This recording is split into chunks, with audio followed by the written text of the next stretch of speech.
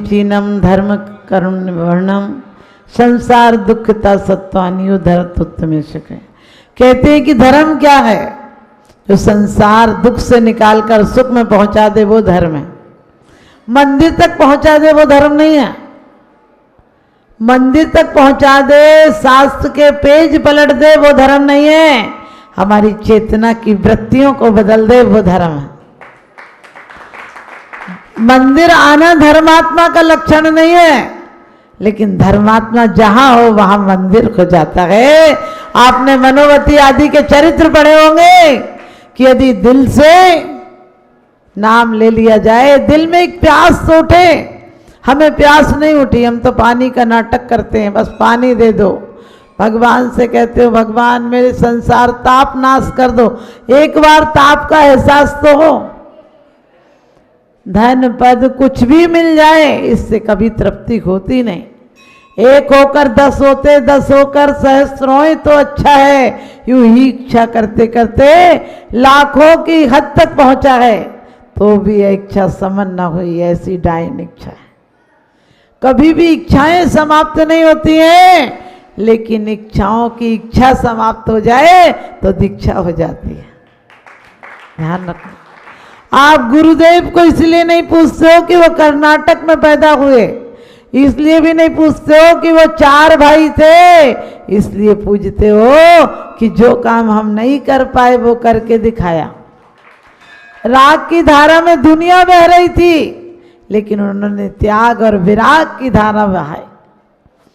और आपको पता है कि गुरुदेव वास्तव में क्या होते हैं? गुरुदेव प्रभु से बड़े होते हैं। गुरु कहते हैं कि देव और गुरु दोनों खड़े हों तो किसके बलिहारी? गुरु आपकी गोविंद दिए बताए। कि वास्तव में बलिहारी है तुम्हारी, जो तुमने बताए नहीं। जैन शासन तो गुरु बना देता है। गुरु सिर्फ बताता नहीं है मार्ग, गुरु बना देता है। क्योंकि सिद्ध तो अकेले चले गए, गुरु अपने साथ बहुत लोगों को लेकर जाते हैं। वो अकेले अपना कल्याण करके सिद्ध शिला में विराजमान हो गए, लेकिन गुरु ऐसे होते जो सिद्धों का पता बताते हैं और सिद्धों तक हाथ पकड़ कर चलाते हैं। गुरुओं का एक हाथ श्रावक के हाथ में होता है, दूसरा हाथ सिद्धों के हाथ में होता है। वो एक कड़ी है जोड़ने के लिए। हम हैं कि कड़ी को भी हथकड़ी बना दिया।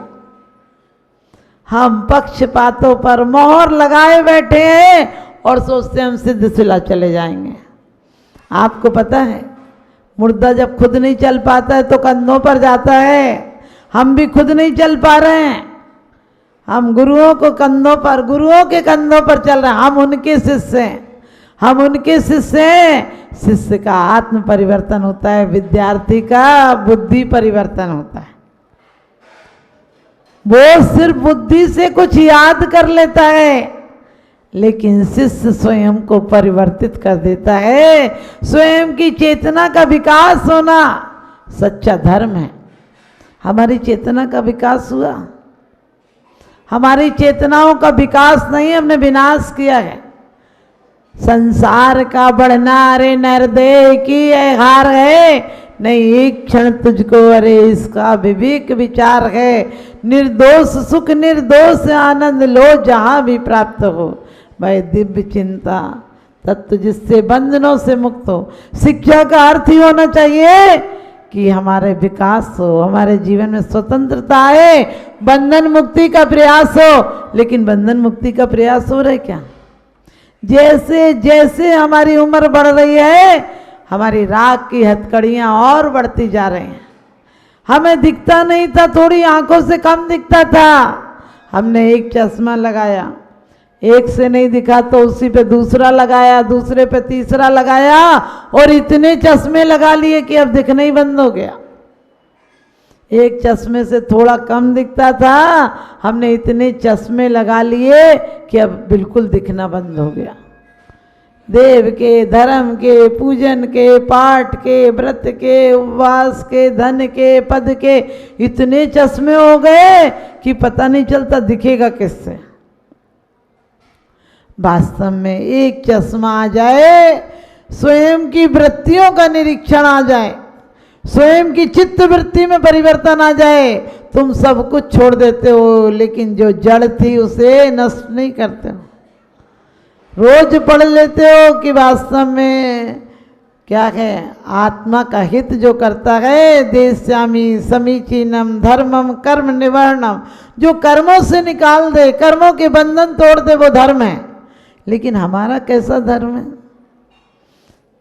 कर्मों के बंधनों से क्या, लोग कहते हैं कि सिरिपाल का रोग ठीक हो गया, सनत कुमार चक्रवर्ती को स्वर्गों में चर्चा थी कि ऐसा रूप लावण्य कहीं दुनिया में नहीं है, और देवता देखने आए, वो कहते अभी क्या, राजभवन पर देखना। इतने में जब राजभवन में सिंहासन पर बैठे थे तैयार होकर, तो वही देवता आए, बोले अब देखो, बोले अब वो बात नहीं रही, क्योंकि काया दिन दिन जीर्ण होवे, माया बढ़ती जावे, और आदमी सोचता है उम्र बढ़ रही है और हमारी उम्र अनमोल उम्र बेमोल जा रही है।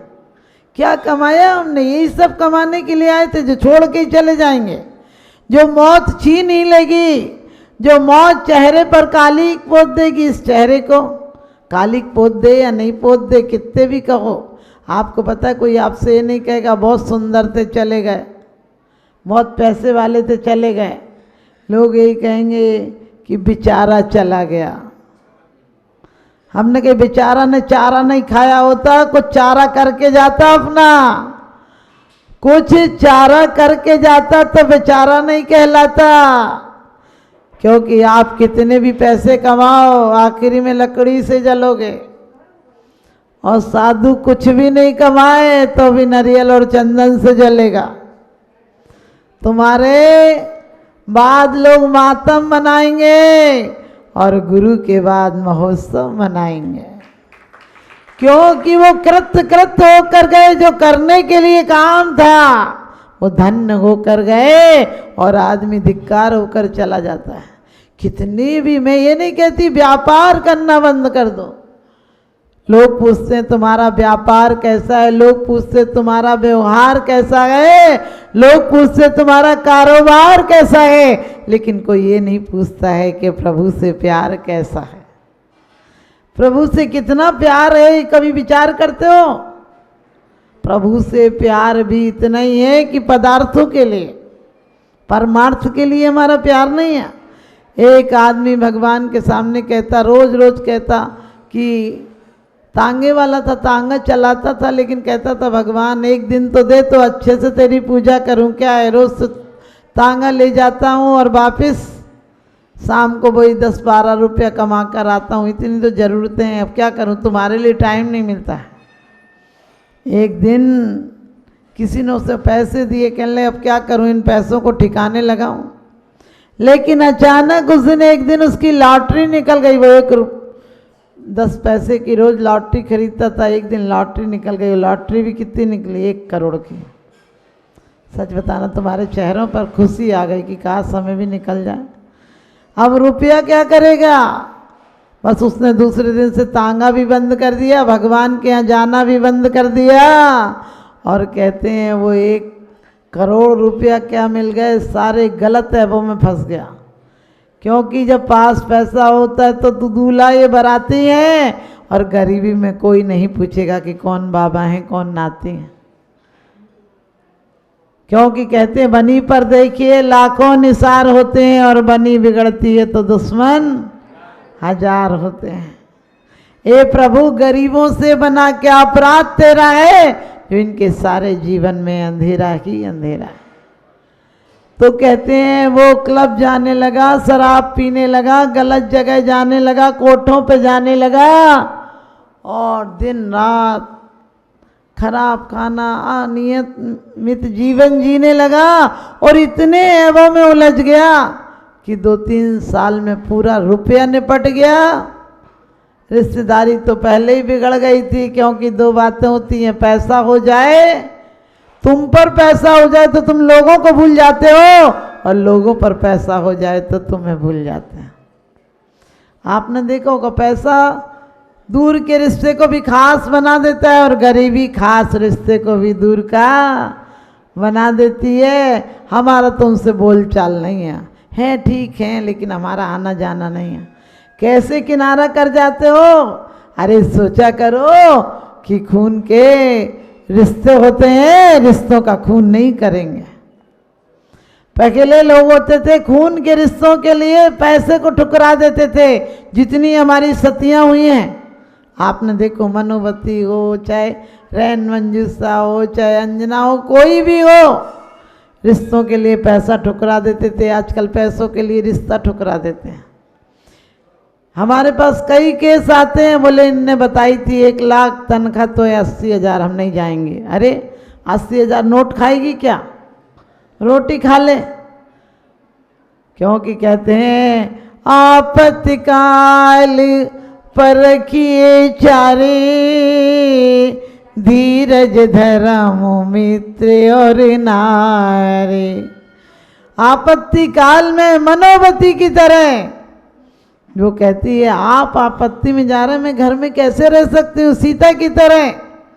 जनक ने कहा था कि मेरी प्यारी बेटी का ध्यान रखना, अबोध है। और दशरथ ने कहा था चिंता मत करना, कभी धूप की परछाई नहीं आने दूंगा। धूप में नहीं कभी। और जिस समय सीता जंगल जाने लगी तो दशरथ ने कहा था मैं जनक को क्या जवाब दूंगा, मेरा बेटा जंगल में जा रहा है, तू तो भवन में रहे। और जब उसने कहा था कि नहीं मैं कैसे रह सकती हूँ उनके बिना, मैं भवन का क्या करूँगी, तो उन्होंने कहा कि बेटा यदि भवन में नहीं रहती है तो फिर पिता के घर चली जा। मैं जनक को क्या जवाब दूंगा कि तुम्हारी लाडली विदेही को मैंने जंगल की खाक छानने के लिए छोड़ दिया। वो कहती है कि पिताजी आप ध्यान रखिए, मैं वनों में पति के साथ स्वर्ग से ज्यादा सुख भोगूंगी, क्योंकि वहां मेरा सुहाग तो होगा। और काम वासनाएं नहीं होती। काम वासनाएं ध्यान रखना, आदमी काम में कम कामना में ज्यादा जीता है। लोग सोचे पति के साथ थी तो दाम्पत्य जीवन का सुख था, नहीं, उतने साल आप सबको पता ब्रह्मचर्य से रहे, क्योंकि देवर भी साथ थे। हमारे यहाँ धार्मिक मर्यादा भी बहुत बड़ी बात थी, हमारे जीवन की आधारशिला वो थी। कभी दाम्पत्य जीवन किसी की नजर में नहीं आता था। आपको पता हमारे यहाँ क्या मर्यादा थी, यदि पत्नी को भी बुलाना हो और बहन घर में हो तो डायरेक्ट आवाज नहीं लगाते थे, कहते थे भाभी को भेज देना जरा। इतनी मर्यादा तो हमने तक देखी है, हमारे ख्याल में भी इतनी मर्यादा थी। और क्या लाड़ कोड़ते, बाहर से ससुर आता था तो बोलता था ये बहू के लिए लाएं, उसको दे देना। कितनी खुशी होती थी। अब पापा पापा करके उसके पाप कर्म उदय में ला देती है, दिमाग खाती रहती है। क्योंकि हमारे यहाँ सच बताती हूँ, पहले लोग आवाज़ सुनने को तरसते थे, खांस कर जाते थे कि बहू बेटी ऐसी वैसी बैठी हो तो ठीक हो जाए। अब ससुर खांस के आता है, समझ गए कि बहू जा रही ठीक से बैठ जाओ, नहीं तो कहेगी यहाँ गंदा कर दिया, ये ऐसे बैठे हो, यहाँ से मत उठो, ऊपर रख दो। आजकल ऐसे होने लगा।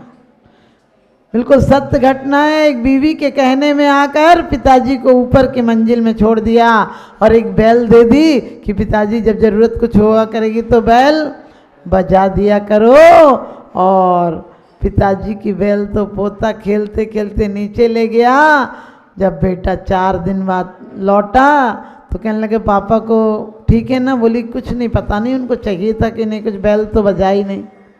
ऊपर जाकर देखा, बाप उतर नहीं सकता था, उस पर फोन उन चलते नहीं थे और बाप ऊपर ही मर गया। 4 दिन बहू ने ऊपर जाकर नहीं देखा, भूख से तड़प कर मर गया। आप सोचिए, इसे सभ्यता कहते हैं? ये तो मैं इंसानियत भी नहीं समझती, इंसानियत पे कलंक है। लोग कहते हैं बुजुर्गों का मन नहीं लगता माता जी हमारे। हमने कही नालत है, क्या लगेगा मन? तुम अपने बच्चों और अपने आदमी से फुर्सत नहीं मिलती है, बुजुर्गों का मन तो जब लगेगा। रोज प्रतिदिन बुजुर्गों को भी चाहिए कि तेरी मेरी लड़ाई झगड़े कुछ नहीं करें, और बहू बेटियों को भी, बच्चों को संस्कार दो कि कम से कम एक प्रार्थना एक मेरी भावना तो बुजुर्गों के कमरे में जाकर सब लोग पढ़ो, उसके बाद उन्हें पैर छूकर घर मंदिर हो जाएगा तुम्हारा। क्योंकि घर में जब मंगलाचरण हो जाएगा तो तुम्हारा आचरण भी अच्छा हो जाएगा। हमने कहा कि क्या मर्यादा होती थी। और सीता, आप सबको पता है कि सीता राम के साथ वनवास गई थी, ना जनक के घर गई और ना दशरथ के घर रखी। और कौशल्या का कितना बड़ा आदर्श है कि राम बन गए तो इसलिए नहीं गई कि लोग क्या कहेंगे कि भरत का राज्य मुझे अच्छा नहीं लगा। आप सोच कर देखना, भरत जैसा वैरागी, केकई की समस्या थी कि भरत को, आप सबको पता है, भरत को रोकना था, क्योंकि जिसके दोनों तट बहने को टूटने के लिए हो, उस औरत कुछ भी निर्णय ले ले कोई बड़ी बात नहीं। पति भी वैरागी हो और बेटा भी वैरागी हो, दोनों तट टूटने के लिए तैयार हो, तो माँ कभी मोह में कुछ कह दे। लेकिन सच्चाई ये थी, उन्होंने भरत को राज्य मांगा था। हिंदू पुराण में आता है कि राम को वनवास, लेकिन राम तो स्वेच्छा से चले गए थे कि भरत मेरे रहते हुए राज्य नहीं करेगा। लेकिन कुछ भी हो, हमें शिक्षा ये लेनी है। आज भाई भाई पे केस चला देते हैं, एक एक इंच जगह के लिए हमारी लड़ाई झगड़े हो जाते हैं, देवरानी जेठानी में बोलचाल अनबन हो जाती है। धिक्कार है, कहाँ ले जाओगे पैसा? सोने चांदी से यदि भरता पेट तो इकट्ठे कर लेता मैं भी हीरे मोती, कहाँ ले जाएगा पगले? कफन में जेब नहीं होती, कफन में जेब नहीं होती। कोई कहता है मैं सोने के महल बनाऊंगा, कोई कहता है मैं शहंशाह बन जाऊंगा। पगले ये क्यों नहीं सोचता 2 दिन का मेहमान हूं, बाद में दफना दिया जाऊंगा, बाद में जला दिया जाऊंगा। क्या होगी तुम्हारी साख? एक दिन राख हो जाएगी। मुट्ठी भर एक लोटे में या मिट्टी के सिकोरे में भर के आएगी वो, इतनी बड़ी, आप समझ गए, शख्सियत। लेकिन मैं ये नहीं कहती मिट्टी में आए सिकोरों में आए, मैं तो हमेशा कहती हूँ मेरा चबूतरा भी मत बनवाना मरने के बाद। क्या करूँगी जब चली जाऊँगी तो उस चबूतरे का भी क्या होना है। लेकिन सच पूछो, अपनी आत्मा को ऐसा बनाओ कि परमात्मा पद मिले। यहाँ के पद तो सब बेकार हैं। इसीलिए हमारे आचार्यों ने कहा था पदों की चिंता मत करना, पद व्यर्थ है, क्योंकि परम पद ही सार्थक है। और संसार असार है, क्योंकि सार तो सिर्फ आत्मा का सार यहाँ सार है। सब व्यर्थ है, क्योंकि परमार्थ ही सच्चा अर्थ है। लेकिन हम कभी करते हैं तो वो आदमी भी जिसे लॉटरी निकली थी, लॉटरी के 1 करोड़ क्या निकले, रोड़पति होने के नौबत आ गई, सब कुछ उड़ाता रहा, यार दोस्त गलत रास्ते पर ले गए उसे, और कुछ दिन बाद बीमारियां लग गई, अब तांगा भी हट गया, मकान भी बिक गया। आप सोच सकते हो कैसी जिंदगी जी। आप सोचते हो हमारे साथ तो नहीं वैसा होगा, हमारी तो कोठी, हमारी तो तिजोरी की चाबियां आखिरी दिन तक हमारे, क्या समझ गए, कमर में लगी रहेंगी। माला याद हो या नहीं हो, चाबी का गुच्छा सबको याद होता है। माला एक दिन छूट जाए याद नहीं आता है कि हमें 11 फेरनी थी, आज 10 ही फेरी। और मैं कहती हूँ उसका नाम भी क्या गिन गिन के लेना, वो बेहिसाब सांसें देता है तो उसका नाम तक गिन गिन के लेता है।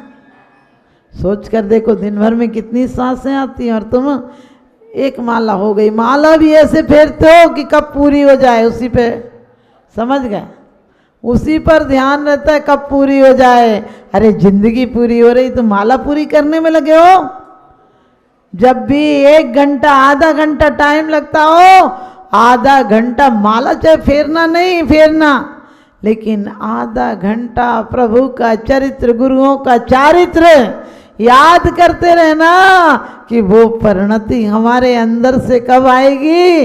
सच कहती हूँ तुम्हें 11 क्या 1000 माला के इस पुण्य से ज़्यादा पुण्य लग जाएगा। करें सेविता की, करें देव सेवा, प्रभु जो तुम्हारी सेवा करते हैं उनके लिए देवता भी सेवा करने आते हैं, और यदि नहीं भी होती है सेवा, मान लो नहीं होती, हमें क्या करना, कितनी सेवा कराएंगे, अपनी आत्मा की सेवा से बड़ी कोई सेवा नहीं होती दुनिया में।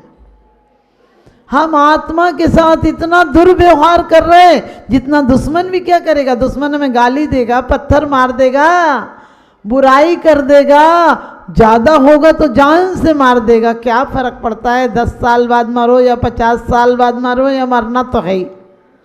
अधिकांश आदमी तो तड़प के ही मरता है। लेकिन सच पूछो, संत मृत्यु को भी महोत्सव मना देते हैं। आप लोग कभी ये नहीं कहते हो कि आज संत का क्या है, समझ गए, आज मरण दिन नहीं बोलते हो। हाँ, तुम लोग अपने पिताजी को बोलते आज श्रद्धांजलि, क्या बोलते हो, पुण्यतिथि है, क्या कहते हो, पुण्यतिथि। अरे उसने एक तिथि को पुण्य नहीं बनाया, अब काहे की पुण्यतिथि, सोच कर देखना, उसने एक तिथि को पुण्य नहीं बनाया, अब काहे की पुण्यतिथि। एक राजा के बेटा नहीं था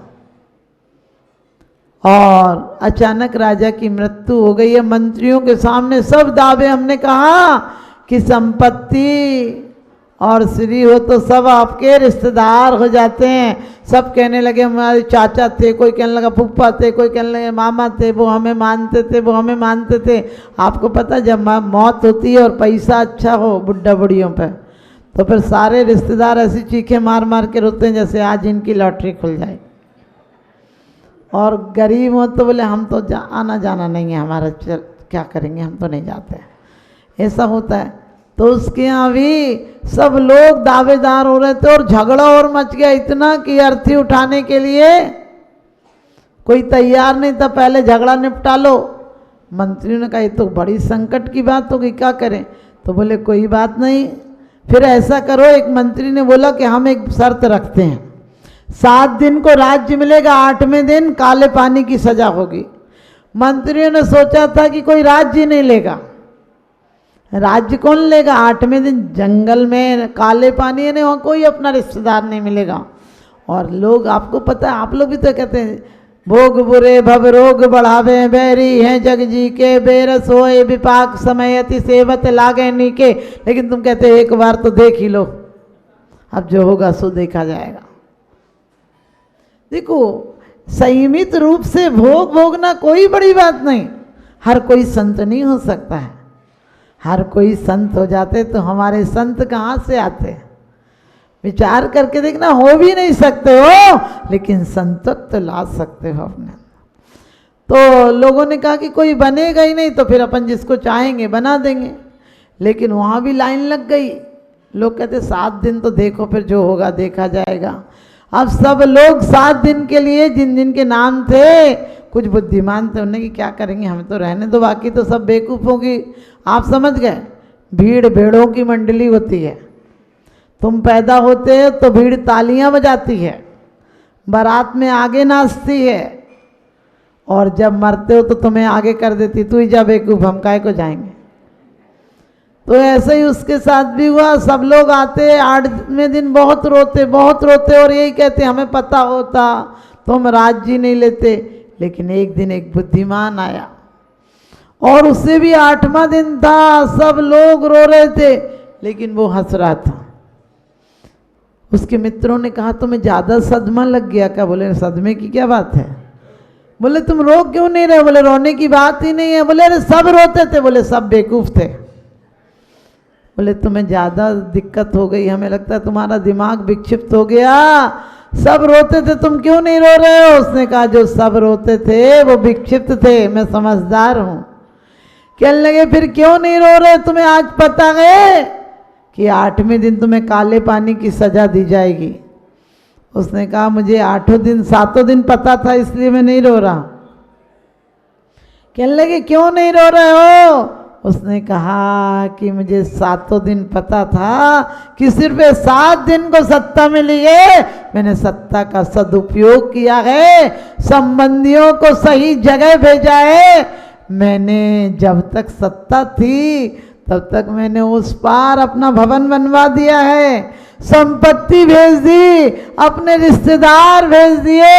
ये नाव तो मुझे उस पार छोड़कर आएगी, लेकिन उस पार मेरी संपत्ति और संबंधी हैं, अब मुझे रोने की जरूरत नहीं।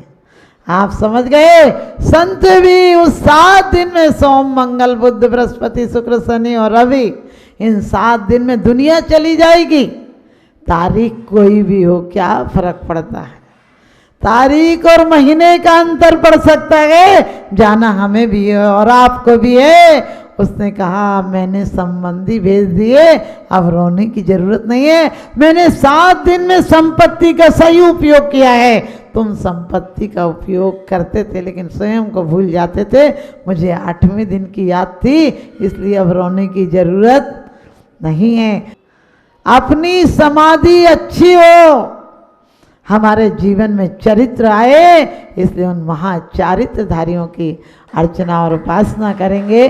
और 2 महिलाएं हमारे पास बहुत कहती हैं कि माता जी हमें कलश चाहिए, कलश चाहिए। उस दिन नहीं ले पाए तो वो मैं नाम नहीं जानती हूँ, लेकिन आपको बता दूँ महावीर जी से कुछ रक्षा सूत्र जो महावीर जी में आपको पता है, जब मैं हार्ट की बीमारी से ज़्यादा परेशान थी, उस समय डॉक्टर ने कह दिया था कि 2 महीने आप शेष रहोगे, इसके बाद नहीं आपका हार्ट काम करेगा। उस समय मैंने 65 दिन का विधान किया था, क्योंकि हमारे एक भक्त हैं दिल्ली में, उनने भी कह दिया था कि बस माता जी आखिरी चतुर्मास है आपका। और आगरा दिल्ली वाले कह रहे थे आप वहाँ इलाज कराओ, लेकिन मैंने कहा जैसा कि विषापहार में कहा है कि सब मंत्र औषधियाँ तो आपके नामांतर हैं, वहाँ मैंने वर्धमान विधान किया था 65 दिन का।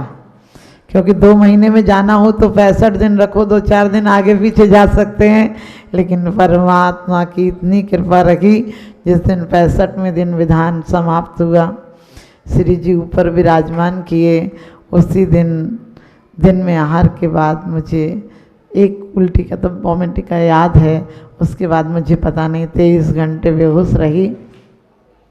डॉक्टरों ने वहाँ दीदी थी नेहा, तो दीदी जो विश्वास माता जी ब्रह्मचारिणी थी वो बताती, हमको तो होश नहीं था कि माता जी शाम को तो डॉक्टरों ने कह दिया था पल्स भी थोड़े से चल रहे हैं, किसी को बुलाना हो तो आखिरी देखने को बुला लो।